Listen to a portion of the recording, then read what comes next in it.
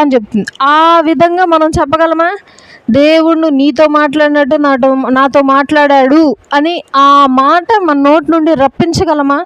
రానివ్వగలమా? ఆ ఆలోచన వస్తుందా మనకి? దేవుడు మనతో మాట్లాడతాడా అసలు అని అంటే ఖచ్చితంగా మాట్లాడతాడు. దేవుణ్ణి చూసినటువంటి నరుడు బ్రతికే ఉండి తన ప్రజలను కనాను దేశానికి నడిపించినప్పుడు మనం ఎందుకు జస్ట్ ఆయన మాట వినలేకపోతా ఉన్నాం?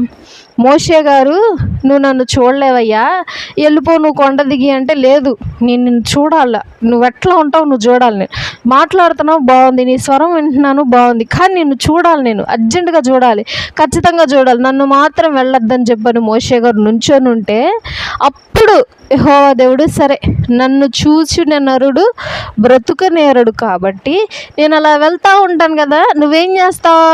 నా వీపుని